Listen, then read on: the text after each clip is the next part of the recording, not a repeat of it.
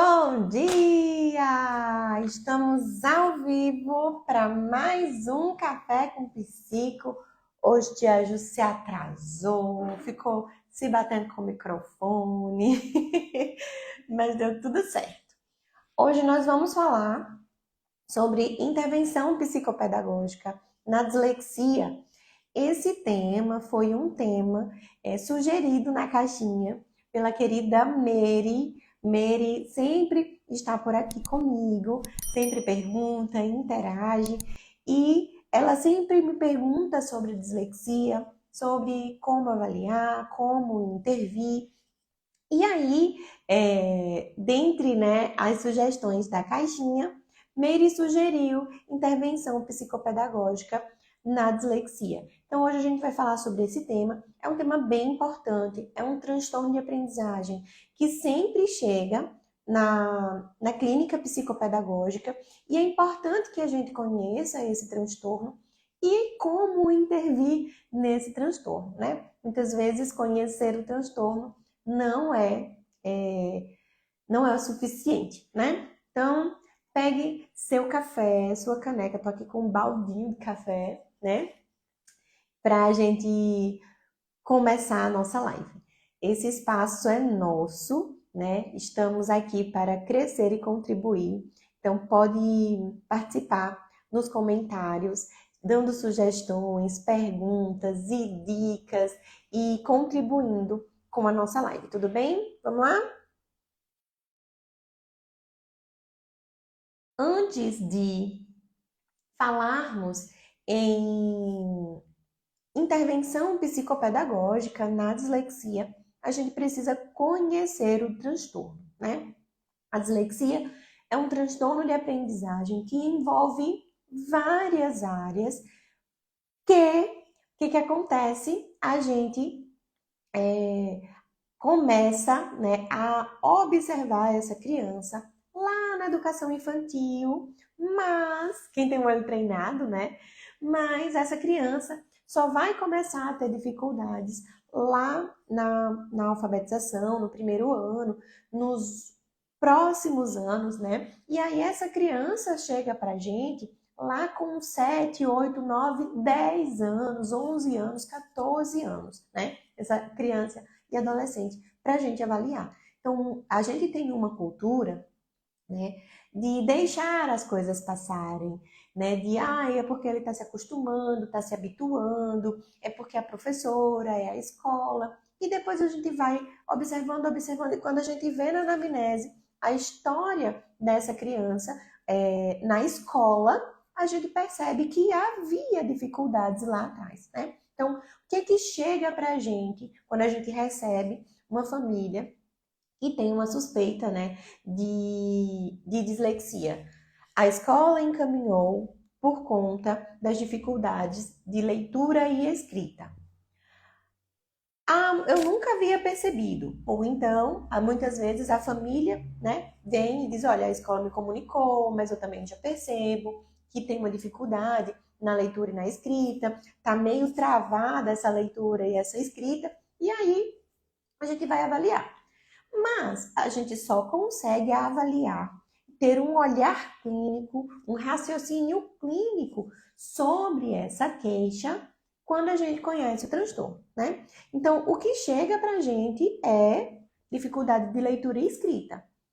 Tá, mas nem toda dificuldade de leitura e escrita é um transtorno específico de aprendizagem, né? A dislexia. Então, a gente precisa pensar primeiro que para, né, a gente levantar hipóteses de um transtorno específico de aprendizagem, a gente tem que excluir várias outras possibilidades. Então, no raciocínio clínico, lá na anamnese, quando a gente escuta a queixa de dificuldades de leitura e escrita, nós precisamos pensar, pode haver a possibilidade de dislexia, mas a gente começa a pensar em outros aspectos, tá? Então, uma das coisas que é importante a gente saber quando a gente está avaliando transtornos de aprendizagem é como o cérebro aprende. Como a criança aprende a ler e escrever? quais são as funções, quais são as habilidades cognitivas recrutadas para que eu possa pensar em como essa criança aprende a ler e escrever, né? Ontem estava comentando com uma estagiária de pedagogia, né, que na faculdade a gente vê a aprendizagem muito acadêmica, né? E as meninas estão vivenciando aqui uma aprendizagem totalmente diferente do que é na escola. E estava conversando com ela que a gente aprende a ensinar, nós aprendemos a alfabetizar, mas nós não aprendemos quais são as habilidades e as funções que precisamos, né, enquanto seres humanos, para que essa habilidade de leitura e escrita seja desenvolvida, né? A gente vê, coloca a criança na escola e aí a gente pensa, vai aprender a ler e escrever. Só que essa leitura, essa escrita, essas habilidades, elas precisam de outras tantas se desenvolverem para que a gente consiga uma leitura e uma leitura, né, e escrita, a aprendizagem de leitura e escrita consistente, né? Então a gente precisa de muitas outras funções. E nós na faculdade não aprendemos como esse cérebro aprende, nós não aprendemos quais são as funções recrutadas e nós não aprendemos quais são as funções preditoras, as habilidades preditoras, né, pré-requisito para que a criança esteja pronta para aprender a ler e escrever, certo? Então, assim, vamos falando de dislexia, mas vamos falando também de aprendizagem de leitura e escrita. A gente não pode dissociar isso, tá? Por que eu estou dizendo isso? Porque quando a criança chega com uma queixa de leitura e escrita, a nossa avaliação vai estar pautada em: vou avaliar os preditores, depois vou avaliar as funções, né? Ou pode ir avaliando tudo junto. Jússi, mas a live, você não está falando de intervenção, porque você está falando de avaliação. Porque quem me conhece sabe que, quem já assistiu Café com Psico outras vezes, sabe que não existe intervenção sem avaliação. Não dá para eu fazer um raciocínio clínico sobre intervenção se eu não sei avaliar. Quando essa criança chega para nós com o diagnóstico, mesmo assim, precisamos avaliar, dentro da perspectiva diagnóstica, quais são as habilidades, quais são as potencialidades, quais são os excessos que existem ali e quais são os déficits, quais são as maiores dificuldades dessa criança, né? Então, nem todo disléxico é igual. E aí, eles aprendem e recrutam funções diferentes, porque eles precisaram dessas funções lá atrás, que não tiveram intervenção, não tiveram a estimulação correta, porque ninguém sabia da existência do transtorno antes.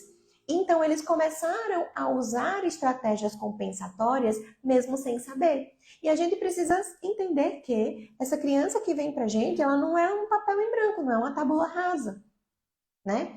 Então, a gente vai avaliar de todas as formas, certo? Se a criança chega pra gente sem diagnóstico, precisamos avaliar. E precisamos avaliar observando esses critérios de funcionamento cerebral, né, de como, cognitivamente, como é que o cérebro aprende a ler e escrever. E precisamos também pensar em avaliar questões relacionadas aos preditores, né? Então, primeiro, quando chega uma queixa de leitura e escrita, o que a gente vai fazer? Pensar, é uma dificuldade ou é um transtorno? Se é dificuldade, aí a gente vai lá nas funções, nas habilidades preditoras para avaliar. Se está tudo ok, aí a gente parte para a parte pedagógica, metodológica, ambiental. O que está acontecendo aqui? Porque as funções estão tudo ok, os preditores estão ok, essa criança não está conseguindo ler e escrever, tá? Então, primeiro a gente tem que descartar deficiência intelectual, primeiro a gente tem que descartar transtornos ou deficiências, né, de vias auditivas, de vias visuais, porque isso vai atrapalhar na aquisição da leitura e da escrita. E depois a gente vai observar se é metodológico ou é pedagógico, se é ambiental, se é falta de estímulo, para a gente traçar uma intervenção, certo? Sabendo disso, a gente, né, desliga aí a parte do transtorno, vai intervir de uma forma diferente, tá? Quando a gente vai avaliar, e essas funçõezinhas aqui, metodologia, ambiente de estudo, tá tudo ok, a criança responde cognitivamente para outras questões além da leitura e a escrita, e o único déficit, o déficit mais importante de leitura e escrita, a gente pensa num transtorno de aprendizagem específico, né? E aí a gente vai começar a intervir. Porém, a intervenção precisa ser pautada nos déficits que a criança tem, nas dificuldades. Jus, mas você fala tanto da gente observar as potencialidades e tudo mais, tarana. Calma que a gente vai chegar nessa parte, certo? O que acontece? A criança com dislexia, ela funciona de um jeito diferente para leitura e para escrita, certo? Então, o que a gente vai ver? A gente vai observar lá na avaliação o que está em déficit para ser objetivo, né, na terapia, objetivo terapêutico de intervenção.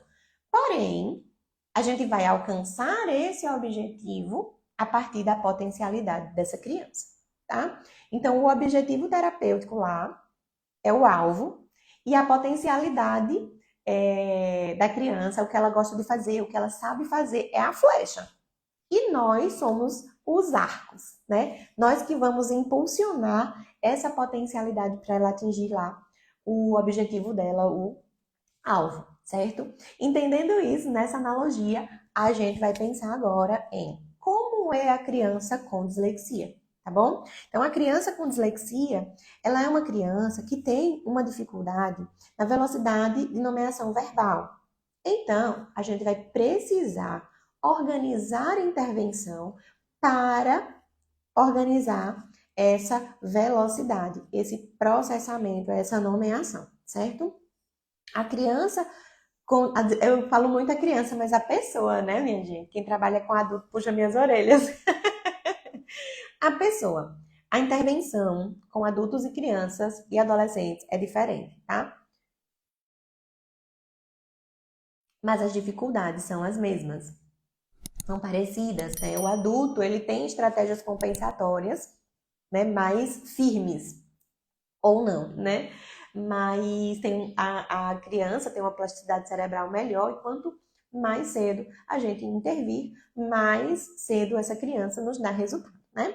Então, se você é adulto que tem dislexia ou tem alguém na família que tem dislexia que não foi avaliado, não foi identificado ainda, né? Ainda há possibilidade de intervenção, tá? Não precisa se desesperar. O cérebro é plástico do dia que a gente nasce até o dia que a gente morre. Porém, na infância, o cérebro é mais maleável, né? Mais fácil de ser estimulado e de conseguir desenvolver habilidades, tá? Não fique triste comigo. Então, vejam, eu vou falar criança, adolescente, mas entendam de uma forma geral. E na hora da intervenção, a intervenção com criança é diferente porque é mais brincante, né? E aí, essa criança também, ela tem dificuldades de memória fonológica, principalmente memória fonológica de trabalho, né, operacional. E aí a gente vai precisar organizar essas habilidades, tá? Há dificuldades também quando a gente vai avaliar a criança nas provas de consciência fonológica, ela tem muita dificuldade nessas provas. E aí, por isso que eu falo da avaliação, porque como a criança responde às testagens e às provas e à avaliação, é o que a gente vai começar a delinear a intervenção dela, tá? Então, as dificuldades de consciência fonológica relacionadas à rima, à segmentação, à transposição fonêmica, né? A gente tem que avaliar para ver como estão essas funções para a gente poder intervir aí, tá? A criança com dislexia também tem um nível de escrita muito abaixo do esperado para a idade e para o grau de instrução. Então, a gente vai precisar trabalhar nessa leitura e escrita, tá? Mas, lá na frente, eu vou te dizer como é que a gente vai fazer isso, tudo bem? Vocês estão me ouvindo bem? Hoje eu estou sentindo que as pessoas estão mais soltas, assim, não sei. Foi uma briga danada para colocar esse microfone. Por favor, me digam que estão escutando. Se não quiser comentar, coloca só um coraçãozinho para eu ver o coraçãozinho subindo, que eu entendo que está escutando bem. Ótimo, Lu, obrigada. Lu disse que está dando para escutar bem, então vamos continuar. Então, essa criança, ela tem um nível de escrita abaixo, né? Apesar de a dislexia ser um transtorno de leitura, um transtorno de aprendizagem específico de leitura, essa leitura, essa dificuldade em ler vai impactar na escrita dessa criança. Então, a gente vai pensar que a gente vai precisar trabalhar leitura, mas precisamos trabalhar escrita também, tá? E na hora de avaliar, a gente vai avaliar a escrita também, tá? Porque a criança lê primeiro para depois escrever, né? E aí, na hora da escrita, como essa criança tem dificuldades de leitura, ela vai ter dificuldades de escrita, porque a gente usa, né, ancoragem para desenvolver habilidades, né? Então eu pego uma habilidade que eu já construí, ancoro a nova habilidade. Então, por exemplo, nós usamos o português para aprender inglês, né? Então, se a gente sabe muito bem português, a gente é falante nativo de português, o professor de inglês não vai usar espanhol como base, vai usar português, né? Então, quando ele disser assim, table, the book is on the table. Então, a gente vai olhar lá o livrinho, que tá lá o livro de inglês vai estar lá a figura do livro e a mesa, né? E o livro lá em cima da mesa, the book is on the table. Ah, tá. O livro está em cima da mesa. Então, a gente usa essa ancoragem, né, com o português para então, book é livro e mesa, table. E aí a gente vai começando a fazer conexões, né? Então, a gente usa um processo de ancoragem. Quando a criança vai aprender a ler e escrever, esse processo é muito rápido e esse processo se ancora no desenvolvimento da linguagem, que já é outra coisa que merece um café com psico todo especial, né? Falar de linguagem é importante. Então, veja, esse processo de leitura e escrita se ancora lá na linguagem. E aí, quando a gente vai ler e escrever, a criança que não tem dislexia, ela faz esse processo de ancoragem muito rápido, mas ela lê primeiro que escreve. A criança que tem dislexia, a gente vai fazer esse processo de ancoragem usando a leitura para escrever. Jussi, mas a gente vai intervir na escrita se a dislexia não é um transtorno de escrita? Sim, porque ela vai ser impactada também, né? Então, no processo de intervenção psicopedagógica, o transtorno é um transtorno de leitura, mas há outros impactos que precisam ser pensados e trabalhados para que consigamos prevenir prejuízos futuros, tá? Então, bora lá. Então, há um nível de leitura abaixo e um nível de escrita também abaixo do esperado para a idade cronológica e para o grau de instrução. Por isso que, quando a gente vai avaliar uma criança que tem uma hipótese diagnóstica de dislexia ou que tem questões ali, né, dificuldades de leitura e escrita, a gente vai se atentar para a idade e para o nível, né, o ano escolar que ela está. Então, a gente não pode fazer diagnóstico de crianças muito novas, né, porque elas estão ainda no processo, mesmo que a gente observe que há características importantes, né, a gente não pode fazer o diagnóstico, a gente não deve fazer o diagnóstico, a gente vai intervindo. Depois, a gente vai, nessa criança continuar, a gente, né, faz a hipótese diagnóstica, levanta a hipótese diagnóstica, tá? Então, a gente coloca ela como uma criança que está em risco para, né, transtornos de leitura e escrita. E aí, o que a gente vai fazer? a gente vai usar essa ancoragem, né? Então, existe uma escrita que tem muitas trocas fonológicas. Se a criança tem dificuldades nas habilidades, né, de consciência fonológica, ela vai ter também na escrita trocas fonológicas e ortográficas. Então, essa escrita é uma escrita mais truncada, é uma escrita que é mais devagar, porque se ela tem dificuldade com esses fonemas, com essa consciência fonológica, para ler e para pensar a leitura, ela vai ter dificuldades para escrever também. Então, quando a gente estava aprendendo a ler e escrever, você lembra? Vamos lá. Você lembra quando você estava naquele processo lá? Na minha época era a alfa, mas agora é o primeiro ano, né? Quando eu estava na alfa, eu lembro, né, que a gente ficava aquela leitura bem silabada, né, e acompanhando as crianças por tanto tempo, né? Quem é professora também sabe. A criança faz aquela leitura bem silabada. Bola. Então ela apoia na linguagem e nessa consciência fonológica para ler e para escrever, né? Então, a gente vai pensar que essa escrita vai ser uma escrita também com dificuldade. Então, pode ocorrer, né, na maioria das vezes ocorre, trocas, né, fonológicas e ortográficas. E aí, a gente observa também que muitas crianças têm questões relacionadas à fala e à linguagem. Algumas trocas também que isso a gente precisa, manda para a fono avaliar, tá?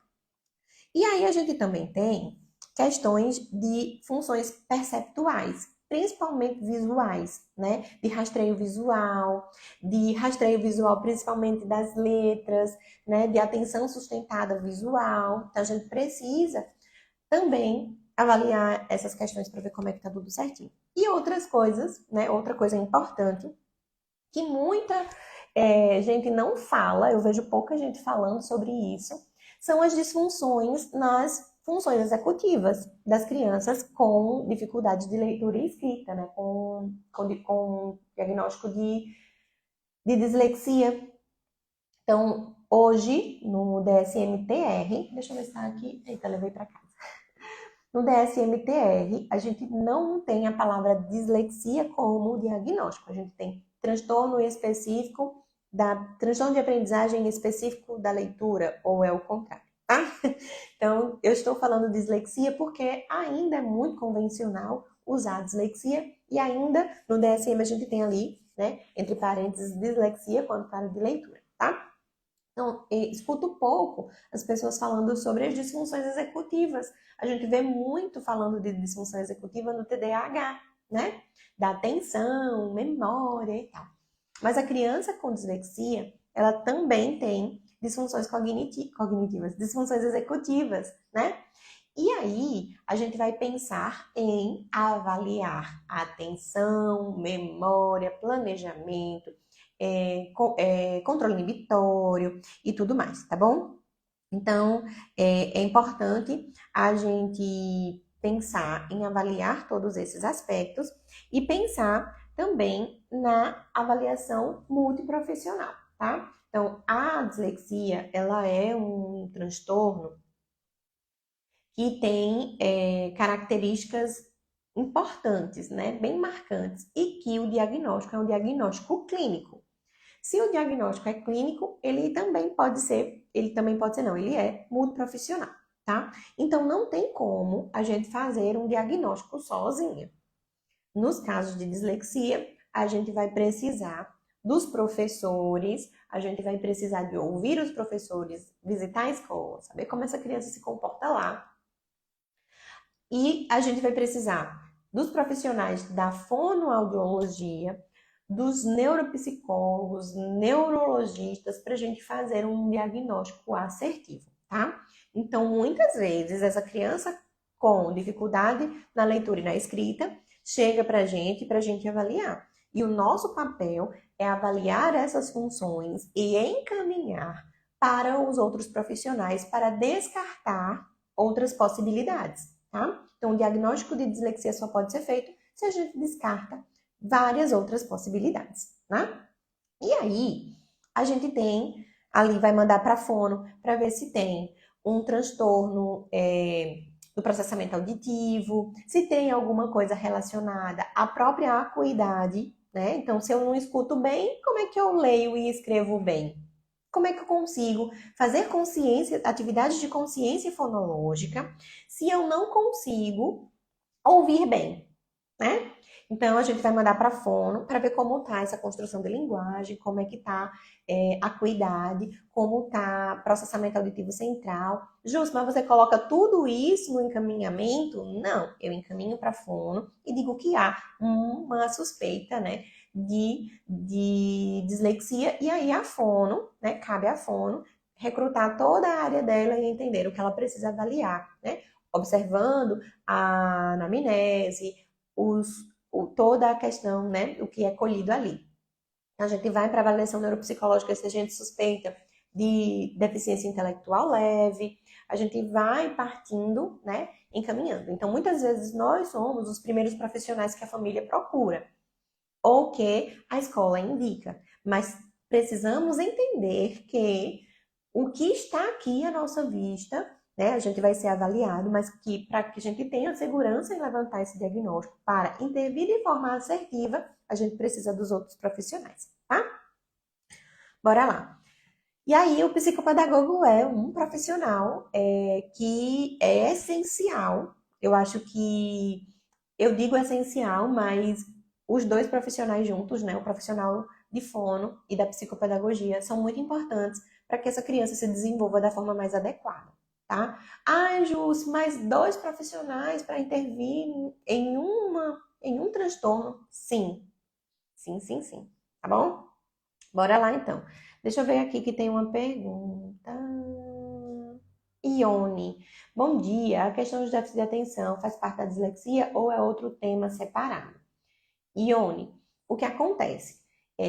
O transtorno do déficit de atenção e hiperatividade é uma coisa e a dislexia é outra coisa, tá? E aí, por isso que a gente precisa de ajuda especializada, porque a criança com TDAH, com transtorno do déficit de atenção e hiperatividade, ela pode ter dificuldades de leitura e escrita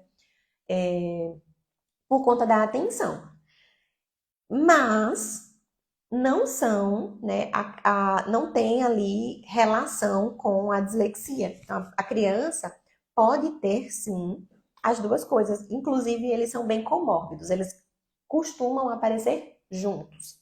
Mas aí a gente precisa entender o que é TDAH, o que é dislexia e se eles estão juntos, tá? Então, muitas vezes, a criança com TDAH, ela vai ter problema de leitura e escrita porque ela não se concentra. Então, ela tá ali desviando a atenção enquanto a professora está passando, né, o conteúdo, ensinando, ela esquece quando a gente vai fazer a tarefa, né, para consolidar a leitura e a escrita, essa aprendizagem, ela está fazendo outra coisa, ela está desviando a atenção, então ela tem dificuldade ali. Mas ela não tem critérios, né, mais específicos da dislexia. Que aí, como eu não estou falando de avaliação, eu estou falando de avaliação, mas eu não estou falando de quais são, né, as características, os sintomas, como é que a gente vê. Então, a criança com dislexia, ela faz trocas bem específicas, trocas fonológicas, PB, BT, VF, né? Então, existem trocas ali bem específicas, existe uma escrita e uma leitura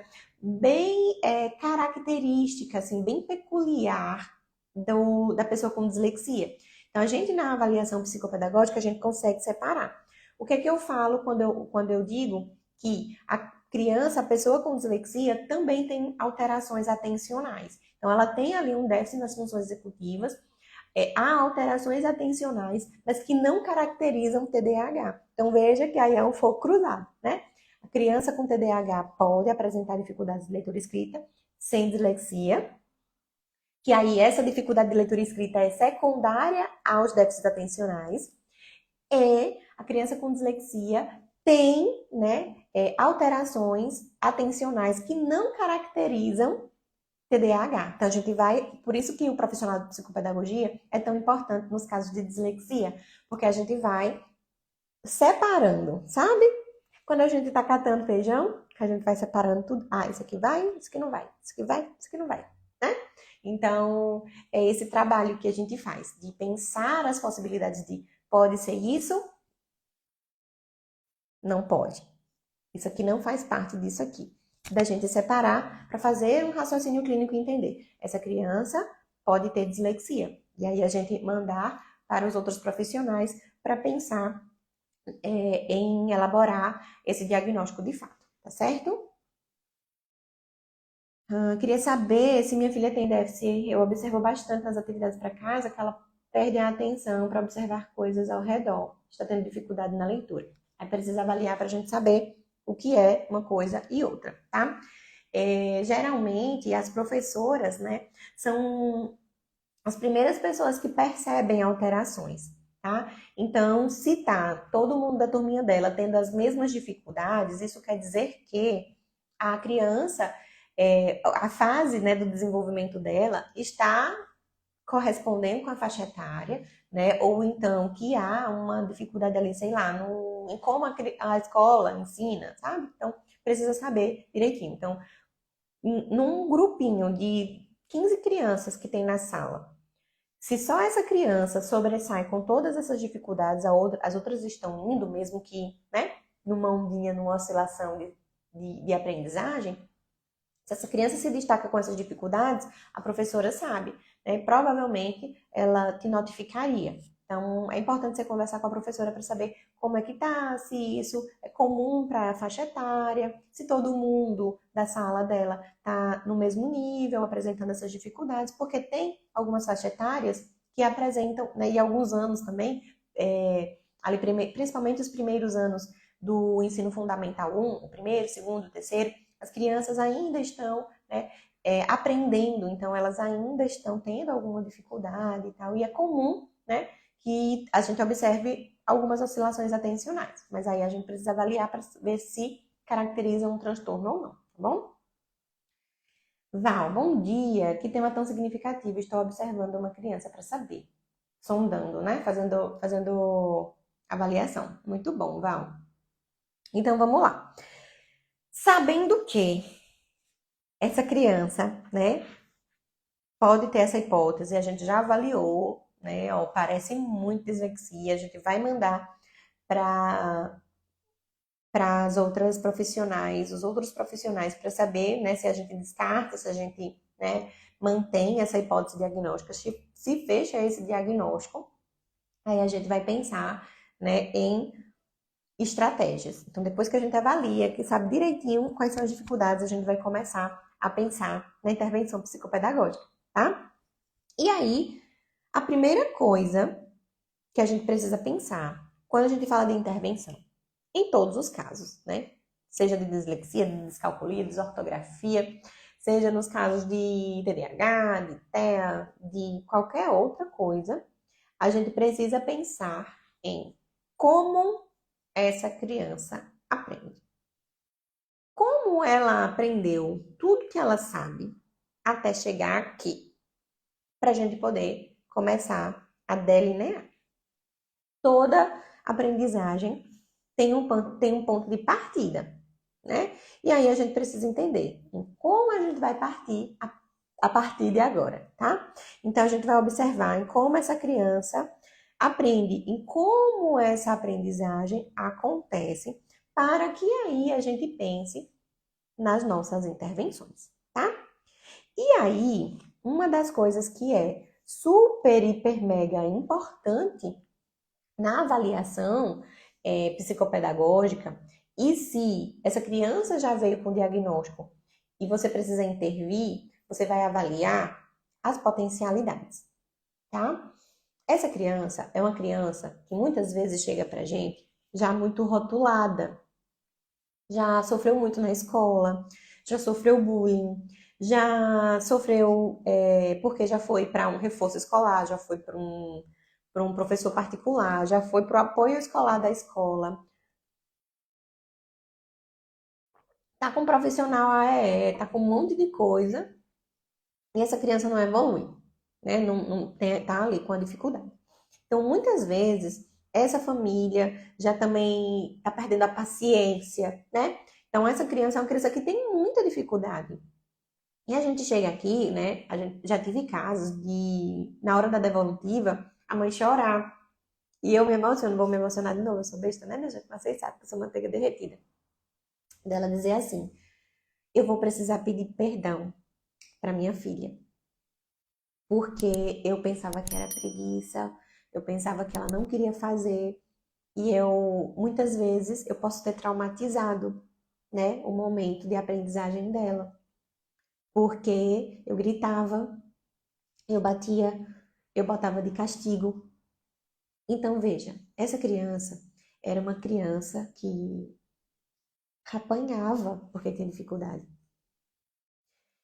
E quando ela chegou aqui para avaliação, a gente vai percebendo todas essas coisas, né? E era uma criança muito introspectiva. Era uma criança muito tímida, muito receosa. E aí a gente vai tomando esse cuidado, tá? Então veja, essa criança é uma criança que chega muito prejudicada, nas habilidades. E essa criança é uma criança que chega emocionalmente também muito, muitas vezes desorganizada, muitas vezes ela tem comportamentos aversivos, mais, né, impositivos, mais desafiadores, porque ela aprendeu a se defender, né? Então essa criança é uma criança que chega rotulada, ela é uma criança que chega desmotivada, é uma criança que chega com autoestima baixa, porque a maior aquisição acadêmica de uma criança é a leitura e a escrita, né? Então, quando a gente está aprendendo a ler e escrever, a gente quer mostrar para todo mundo, a gente quer ler um livro, a gente sai lendo as placas, as lojas e tudo mais, né? Passa no supermercado, a gente quer ler todos os rótulos, todos os anúncios, todos.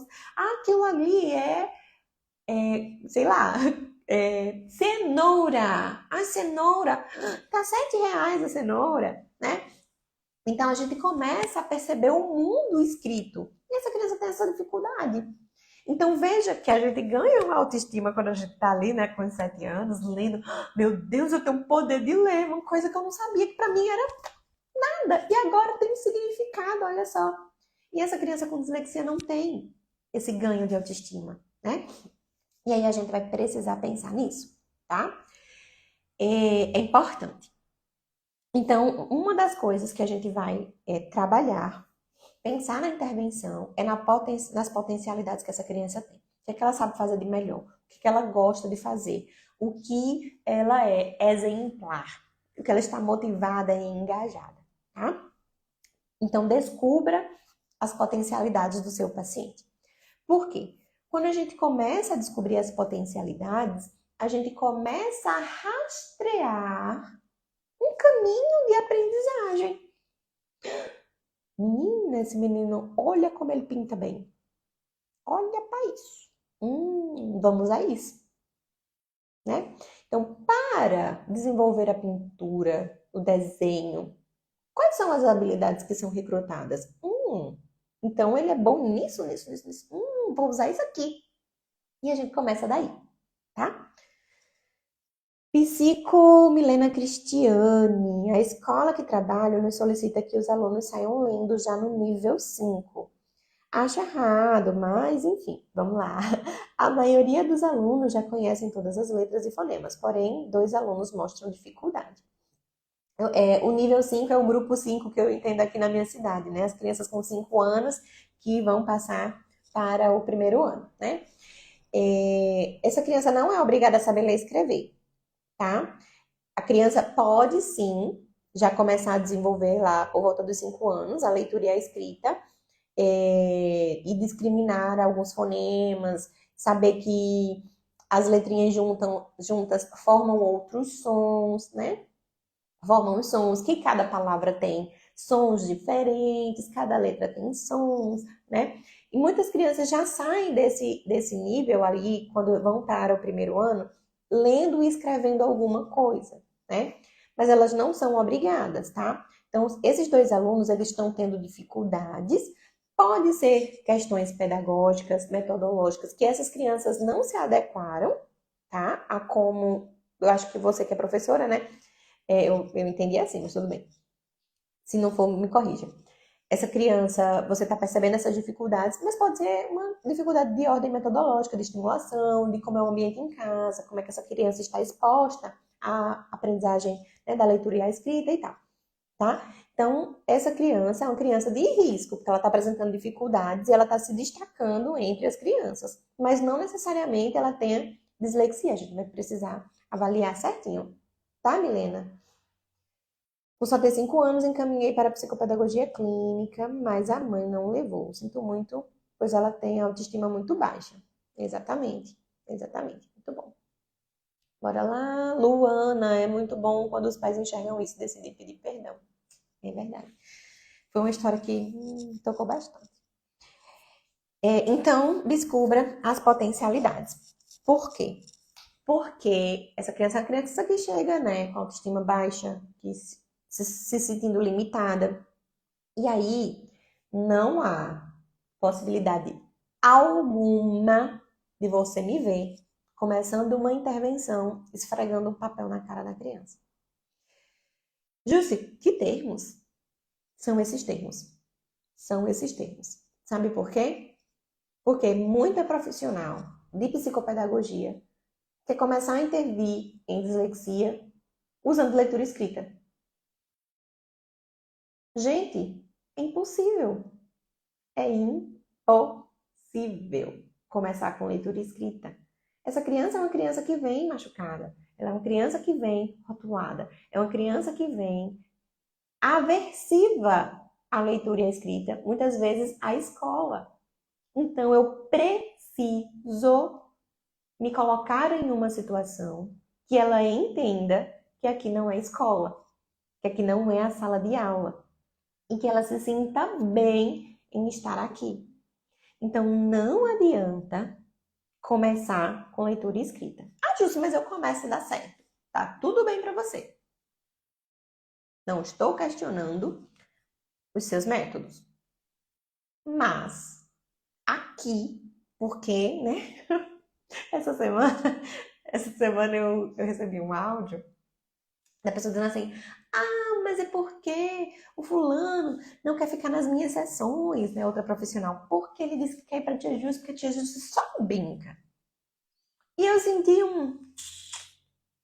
né, de uma alfinetada lá na mãe, sabe? Um áudio assim bem, porque a Tia Júcia só brinca. Então ela quis me colocar numa situação delicada. Mas aí tá tudo certo pra mim. Eu brinco mesmo. E a criança vai vir brincar. Porque a gente precisa brincar com essa criança primeiro, tá? Então, pra mim, aqui funciona desse jeito, vai continuar funcionando porque eu vou continuar usando. Se com a criança não funcionar, aí a gente muda.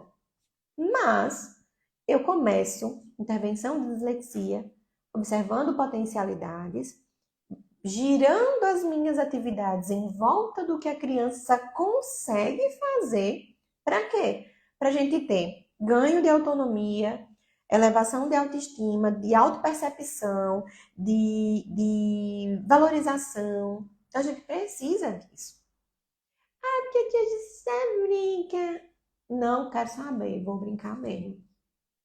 Tá? Então, se você acha que o profissional que brinca com a criança é oba-oba, repense as suas certezas. Se questione se você está direcionando o seu paciente infantil da forma correta, tá? Uma coisa é um adulto. Quando o adulto chega para mim, eu não vou dizer assim, ah, vamos brincar. Não, que não chega porque eu não atendo adulto. E por isso que a minha intervenção é assim. Se você atende adulto, você atende criança, saiba que essas pessoas estão em faixas etárias diferentes e que elas têm necessidades diferentes. Certo? Então, beleza. Eu não atendo adulto. Nunca atendi adulto. Então, não tenho como dizer para vocês que a intervenção com adulto vai ser assim. Eu estou dizendo que a intervenção com criança. Se você trabalha com criança, gata, e você não brinca, vamos mudar aí. Ou mudar o jeito que você atende sua criança, ou mudar a faixa etária. Se você não sabe brincar, Se você não gosta de brincar, você não sabe trabalhar com criança, você não gosta de trabalhar com criança. Tudo bem? É isso. Vamos lá. Volto, me revoltei com o áudio que eu escutei essa semana sobre mim, que não era pra mim, né? Uma pequena fofoquinha, mas tudo bem. Passa. Bora lá. Então, gente, a gente vai começar brincando, a gente vai começar com jogo, a gente vai começar com outras coisas. A gente não vai chegar com a criança e pá, um papel para ela. Ah, vamos lá. Olha só, você está com dificuldade de leitura e escrita, então você vai ter que fazer um texto para mim agora. Você vai ter que completar as palavras, as palavrinhas com tal letra. Não, minha gente, não é assim não. Não é assim. E aí, quando eu avalio uma criança, né, independente da hipótese, na verdade, hipóteses de aprendizagem, independente do transtorno, eu avalio as funções executivas, principalmente memória e atenção, tá? Por quê? Porque a atenção é a lanterninha da aprendizagem. A gente só aprende se a gente estiver atento. Então, a lanterna da aprendizagem ali, ó, que vai filtrar as informações, é a atenção. E a atenção contribui, né, significativamente para a memória e para a aprendizagem, né? Então, o que é a aprendizagem? É o que a gente levou para a memória lá de longo prazo, que aprendeu, né? A gente diz que aprendeu quando a gente não esquece. E aí, a gente vai pensar, né, que precisamos avaliar a atenção e memória. E aí, como a gente tem, né, déficits em crianças com dislexia, déficits em funções executivas, a gente vai começar daí. Ajuste. Mas então você começa a intervenção com atividades de atenção e memória? Sim. E começo com jogos e atividades brincantes, brincadeiras que estimulem a atenção e a memória e a consciência fonológica. Então, tudo baseado na ludicidade.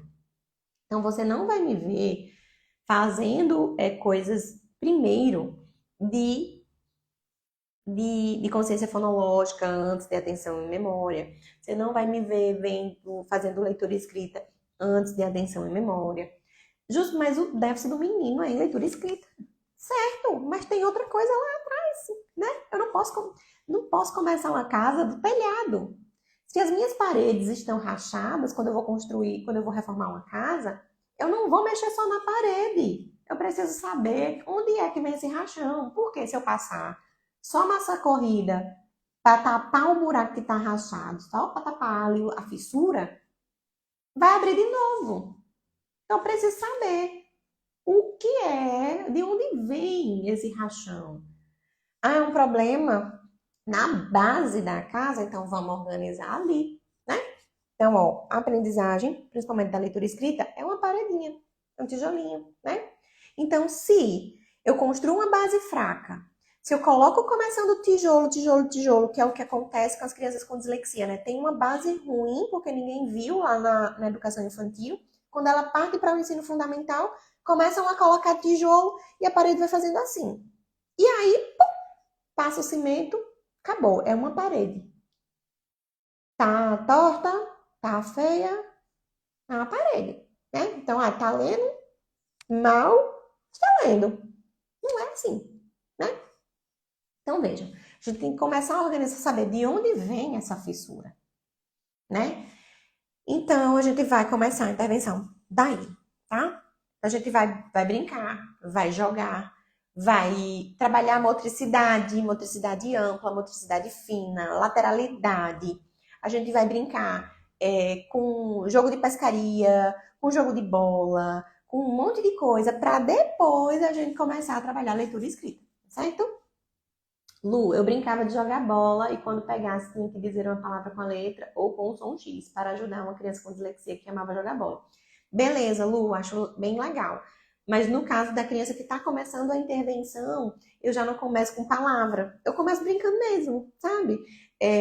Se eu quero atenção, eu vou jogar a bola para a criança catar a bola, para a criança pegar no ar. Ah, pega no ar. Então ela vai precisar de atenção sustentada para pegar essa bola, né? Vai ter planejamento motor, vai ter um monte de coisa.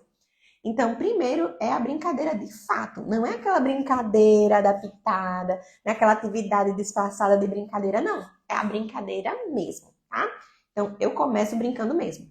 A sua proposta, Lu, de atividade tá ótima, tá massa, mas é para uma criança que já vem desenvolvendo várias coisas. A criança que vai começar a intervenção, que eu vou trabalhar atenção, memória e consciência fonológica, a gente vai brincar mesmo. Não é atividade, né, adaptada com ludicidade. É a ludicidade mesmo, é a brincadeira, é estimulando essas habilidades. Depois disso, é que a gente começa a trazer atividades de atenção e memória no papel. Porque a gente já conseguiu, né, cativar essa criança, já conseguiu motivar, já conseguiu engajar. Ela sabe que aqui ela sai com o tempo que ela ganhou o jogo, porque ela venceu, e aí a gente comemora, uhul, bate aqui, cara, você é o super fulano. E aí eu tenho essa história com os meninos, né? Aí tem um que faz assim, yeah, eu sou o super fulano. Então a gente começa nessa construção de autonomia, de autoestima e tudo mais, para que essa criança, né, se sinta, poxa, eu posso aqui, olha que legal, né? Para quando a gente apresentar o papel, ela não, às vezes acontece. E aí o papel vem aos poucos. E ainda com atenção, memória, consciência fonológica de outras formas, junto com o papel, tá? Cida, você é meu amor, tô com saudade de você. Vamos nos organizar para fazer uma live, viu? Bonita. Que profissional é essa, Jucimara? Maravilhosa, minha admiração. Sim, intervir a partir das potencialidades e a melhor linguagem que ele possa ser acessado e sinta-se seguro. A ludicidade é essencial. É isso mesmo, Cida. Perfeito, perfeito. Tia Jussi vai brincar assim, com certeza. Lu dizendo aqui que era uma criança maior que já vinha de outras intervenções. Beleza, muito bom. Cena Luene, minha inspiração. Em breve chegamos lá. Vamos lá, vamos lá. Bora lá. Então, já brinquei com essa criança já confia na tia Jussi, a tia Jussi já é legal. Vir pra tia Jussi é bom, né? Eu saio me sentindo super fulano. E aí a gente vai trabalhando também frustração e tal, né? Ah, super tia Jussi, ganhei hoje, que massa e tal. Então a gente vai brincar, vai jogar bem na ludicidade mesmo. E aí eu explico para os pais, olha, você vai escutar gargalhada, e a criança vai sair dizendo que brincou porque ela brincou de fato, porque eu preciso dessas habilidades, assim, assim, e vou explicando tudo bonitinho, tá? E depois que a gente trabalha isso, a gente vai apresentando atividades no papel que não tem leitura e escrita, né? Então, aquelas atividades do hiding pictures, né? Atividades, figuras escondidas, que aí trabalha a atenção. Outras atividades no papel, que trabalha a atenção, trabalha planejamento, deixa eu ver.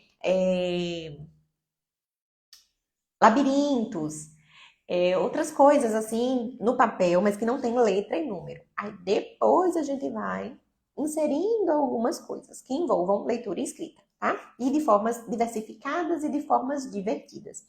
Eu gosto muito de trabalhar com filmes e curta-metragens, né? Animações. E eu trabalho de várias formas com eles. Então a gente vai fazer interpretação. Então a interpretação vai ser do filme e não do texto. O filme é um texto, a animação é um texto. E aí a gente vai fazendo isso até que a criança consiga, né, fazer uma interpretação boa. Geralmente eles conseguem, né, para depois a gente ir inserindo as palavras. Trabalhar também a Michelle Terapia de Criança, num curso que eu fiz com ela de estimulação cognitiva, deu essa ideia, eu acho o máximo, eu uso demais, que é fazer as vozes. A gente assiste no mudo e aí a gente assiste, então geralmente é curta-metragem, porque a gente precisa, né, assistir outras vezes. A gente assiste no mudo, depois a gente coloca a voz. Então, nós colocamos as vozes dos personagens. E aí é bem massa, porque é uma construção. É uma produção textual. É memória semântica, é memória pragmática, né? É construção aí de nomeação, de repertório verbal de um jeito diferente. Entendem? Então, isso vai ser feito com a criança. Aí vem contação de história, inventar uma situação, trabalhar todas essas questões que tenham letras agora, que tenham textos, palavras, para depois a gente ir para o papel, tá?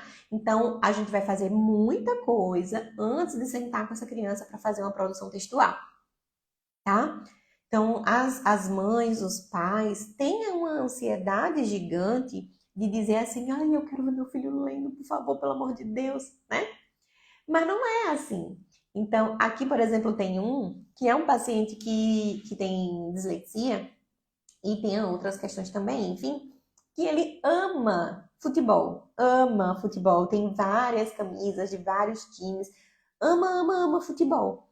Então, todo final de sessão tem uma peladinha, tem um joguinho ali, né?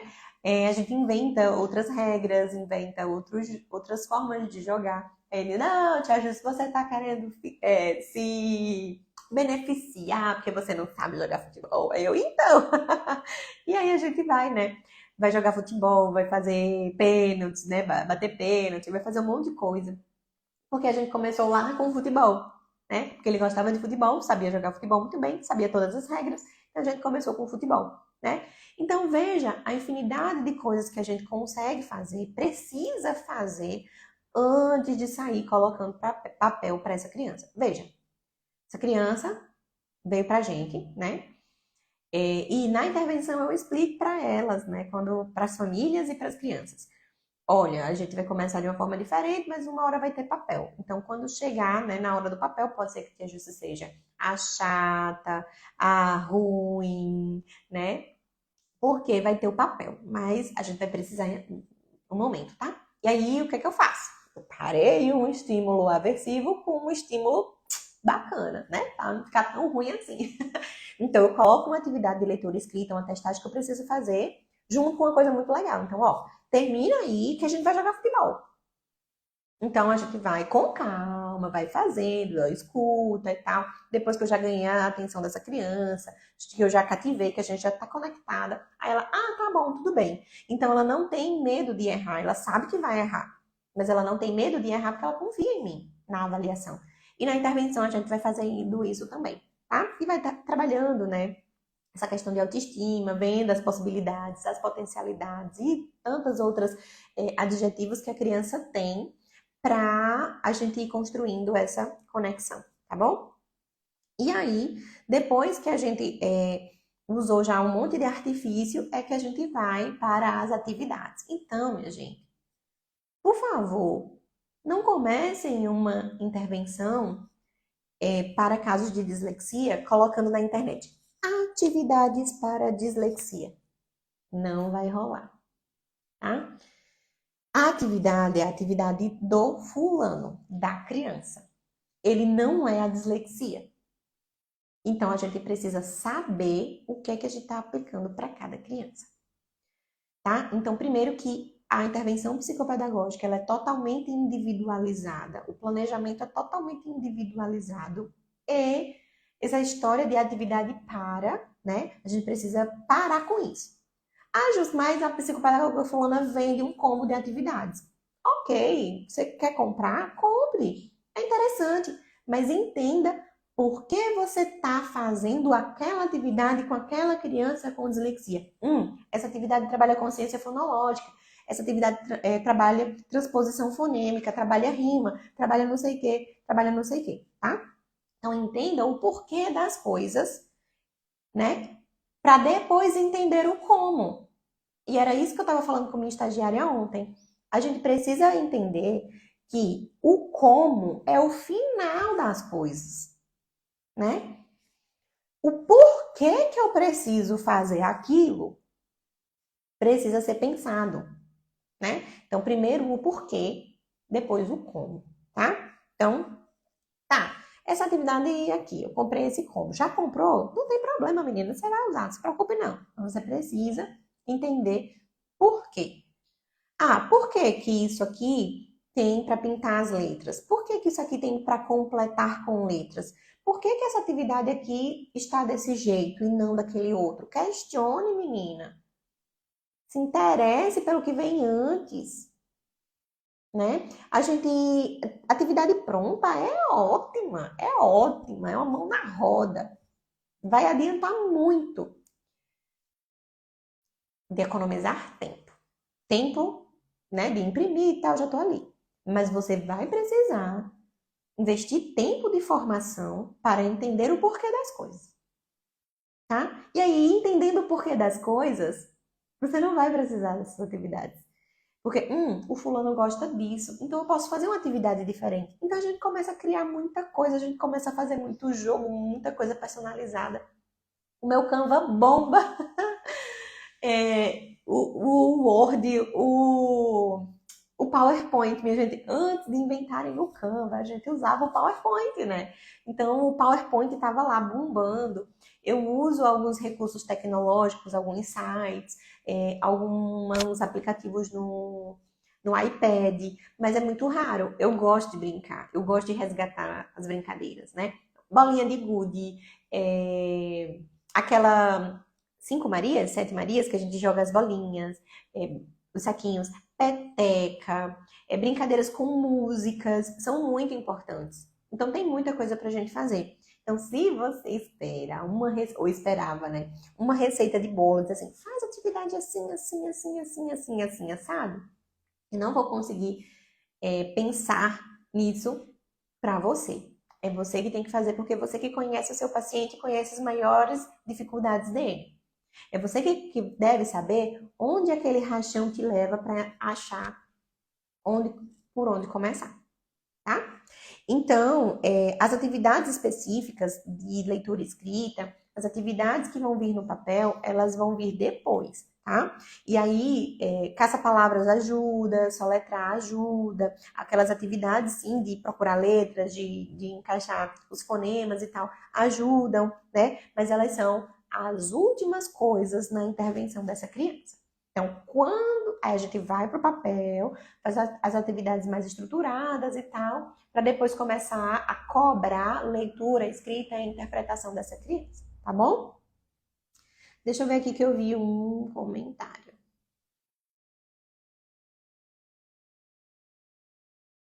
Ah, eu acho que eu perdi.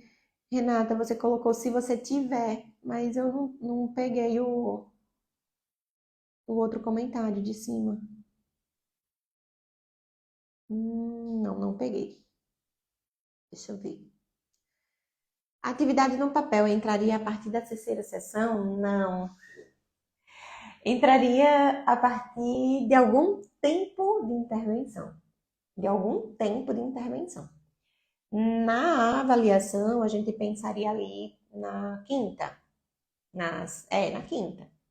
A gente começaria a colocar. Eu coloco, tá? Na intervenção vai vir muito depois. Muito depois. No terceiro mês de intervenção. Dependendo da criança, tá? Então é importante a gente pensar sempre que existe um serzinho ali, na nossa frente, né? Que é um sujeito de direitos, de deveres, de cuidados, de olhares. Então, a gente precisa saber exatamente o que a gente está fazendo com essa criança, tá? Dúvidas, dúvidas, dúvidas? Me digam. Eu tenho um livro para indicar, que é um carro de som passando por aqui, meu Deus. Que é uma leitura obrigatória, que é esse daqui, Transtornos da Aprendizagem, Abordagem Neurobiológica e Multidisciplinar. Esse daqui, tá? Vende o PDF dele também, gente, para o Kindle, quem tiver ou quem gostar de ler no computador, tá?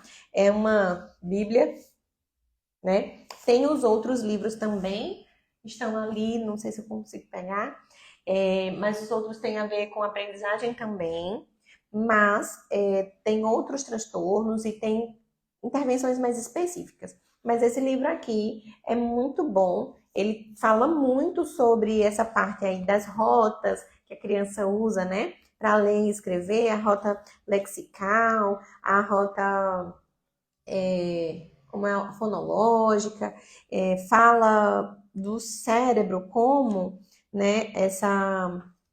Cadê?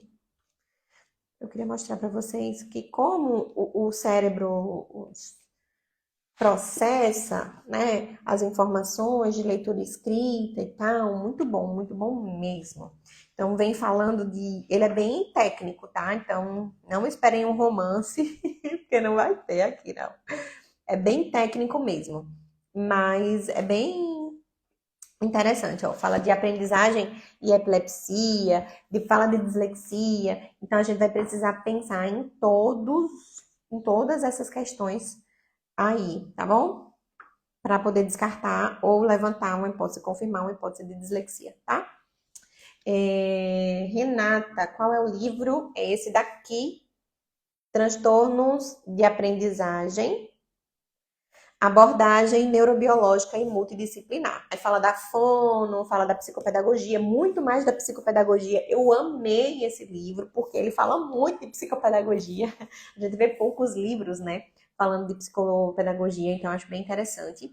É um livro da Rota, outro nome aqui que eu não sei, Riesgo. É bem interessante. É um livro antigo, essa minha, deixa eu ver a edição. É a segunda edição, é de 2017, mas a reimpressão é de 2017, mas ele é de 2016, né? Tá um pouco desatualizado, mas a gente ainda não tem uma versão atualizada desse livro, tá? Não tem uma versão mais nova, então ainda muita coisa se aplica, outras coisas a gente vai precisar mudar a nomenclatura, porque ele usa, né, o DSM-5 como base, e a gente já está no DSM-5-TR, mas é uma boa leitura, principalmente para quem está começando, tá? Então, assim, você não viu isso na faculdade, você não viu isso na pós-graduação, porque eu sei. Quando eu vou, as, as pessoas às vezes me dizem, né, Jússi, essa faculdade é boa, essa faculdade não sei o que e tal. E eu tenho uma mania de olhar Ai, minha gente, como é que chama aquilo? Eu tenho uma mania de olhar as grades das faculdades, né? Então, muito provavelmente, as especializações não vão mostrar. Se a gente vê isso em psicopedagogia, a gente vai ver isso na graduação, tá? E acho pouco provável que veja com profundidade. Então, mulher, vamos estudar a parte, tá? O sucesso da nossa prática é o que a gente faz além, tá? É o que a gente vai em busca sozinha, que sente necessidade. Mas você só vai sentir necessidade disso se você saber que existe isso, né? Então, hoje eu estou dizendo para você que a gente tem que aprender as bases lá de como o cérebro aprende a ler e escrever para poder intervir numa criança com dislexia. Então, olha o tanto de coisa, o tanto do caminho que você vai percorrer, né? A gente não pode ter preguiça de estudar, de ler, de ir para a internet, de baixar artigos acadêmicos, de ler revisões sistemáticas, de ler estudos científicos, para a gente ter uma prática consolidada, né, baseada em evidências científicas, dando um retorno, né, a maior forma de divulgar nosso trabalho é sendo uma boa profissional. E para ser uma boa profissional, a gente precisa desse caminho. Não tem atalho, não tem pulinho, não tem caminho curto, tá? Para sucesso. Então, bora arregaçar as mangas, botar o zoinho, as pestanas, para trabalharem, para ler, para se debruçar, para fazer curso de formação, para ir para congresso, que a gente precisa disso, tá bom? Isso faz bem para a gente e faz bem para as crianças que a gente intervém, né? Então, saia da caixa, pense além do óbvio, questione as suas certezas e estude, tá bom? Aline, a gente pode adaptar essas atividades de acordo com cada criança, montando nossa própria atividade para o nosso paciente, né? Pode sim, tá bom?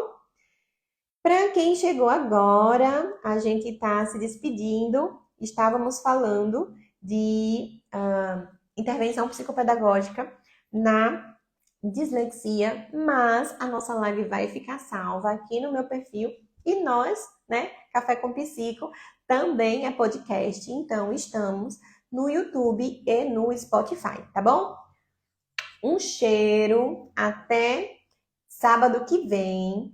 Quem tiver sugestões de temas, quem tiver contribuições, questionamentos, pode me procurar também no direct que a gente vai conversando, tá? Dúvida de livro, de curso e tudo mais, tá bom? Vou fazer aqui meu momento estátua para fazer o print, porque eu sempre saio fazendo careta nas capas do Café com Psico.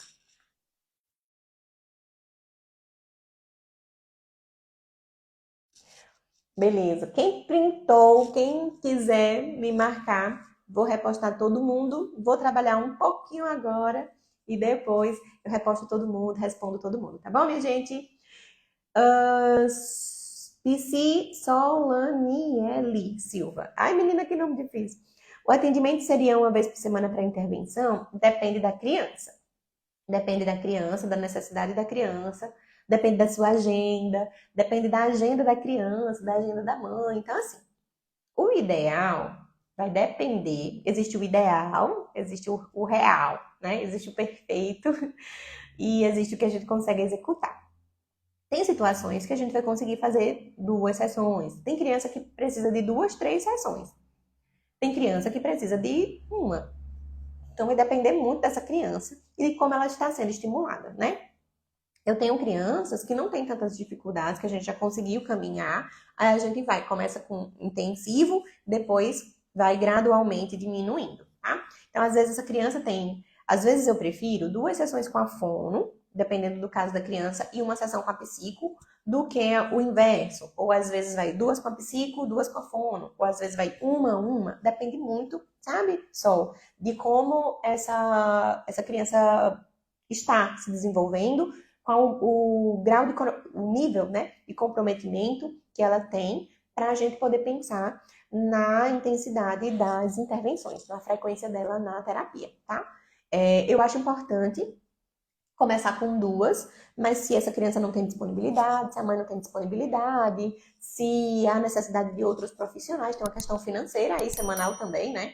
Então, eu prefiro que a gente vá se ajustando e que essa criança tenha todos os profissionais do que ficar 3 sessões, 2 sessões comigo, mas não ter o acompanhamento da fono, né? Então, às vezes, essa criança, eu vou dizer, vai primeiro para a fono, então.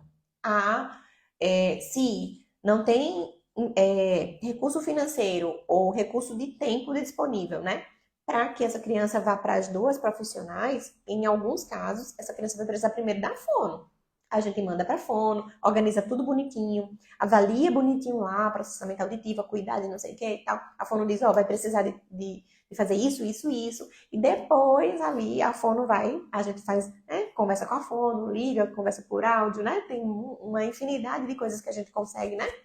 Intervir com as colegas, e aí a gente vai dividindo o caso bonitinho para que ela entenda, essa criança comece a se organizar, porque aí eu preciso dessa base, né? E se o que está afetando lá é a questão com a fono, a gente vai precisar trabalhar com a fono primeiro. Né? Então, a gente não precisa ser egoísta, né, de querer o paciente só pra gente. Não vou indicar, não. Vai ficar comigo, né? Porque eu vou perder o paciente, vai sair da minha agenda, não, minha gente.